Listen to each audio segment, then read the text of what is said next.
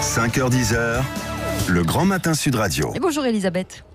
Bonjour Cécile, bonjour à tous. Oui, alors Elisabeth, vous voulez revenir sur l'université Paris 1, notamment, mais il y a d'autres universités sans doute qui doivent y réfléchir, qui annulent les notes inférieures à 10 pour les examens. Oui, ça se passe aussi à Bordeaux, j'ai vu ça ce matin. Alors ce n'est pas en fait l'université, c'est la commission de la formation et de la vie universitaire, qui est une instance où les représentants étudiants et enseignants, les syndicats donc, ont 32 sièges sur 40. Alors cette instance décide le 5 mai que les notes inférieures à 10 seront neutralisées. En clair, que tous les étudiants auront leurs examens. Alors 13 professeurs qui sont soutenus par la présidence saisissent le tribunal qui donne raison aux partisans du moindre effort avec deux arguments.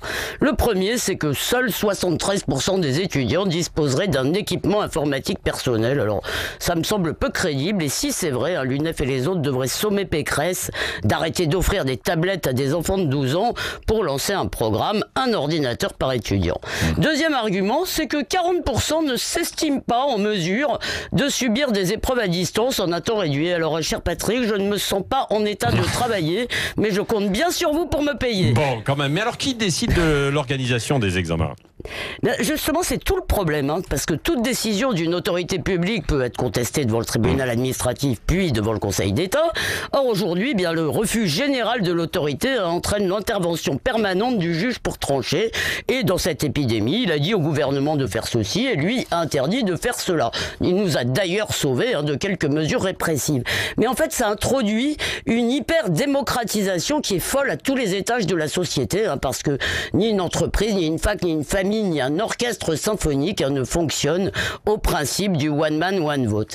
Alors la décision du tribunal administratif, elle revient en fait à donner les clés de l'université aux syndicats qui justement prétendent dicter l'organisation des examens. Bon, elle sera contestée devant le Conseil d'État, d'où le communiqué furibond publié par l'UNEF hier contre les enseignants jusqu'au boutiste qui osent, je cite, parler de valeur des diplômes après une année aussi chaotique, après l'isolement, la dépression et le décrochage de nombre d'étudiants, c'est trop triste. Vous exagérez quand même un peu, c'est difficile aussi pour les étudiants, non ?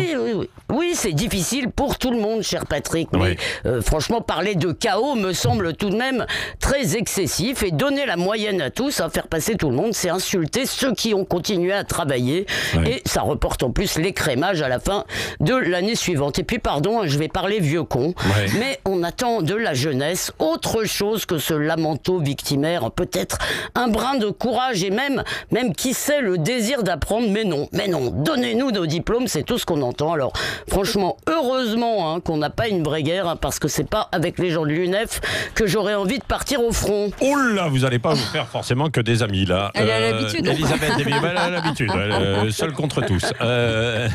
Merci Elisabeth. Non, je suis sûr qu'il y a beaucoup de gens d'accord avec moi. Oui, non, bien sûr.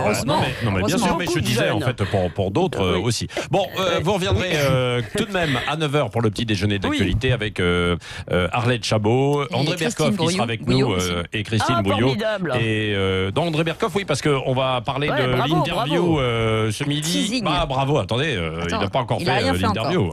Bravo de l'avoir décroché, excusez-moi. Oui, non mais c'est vrai. Bon, après, il faut mener justement l'entretien aussi. En tout cas, il recevra le professeur Didier Raoult aux alentours de midi.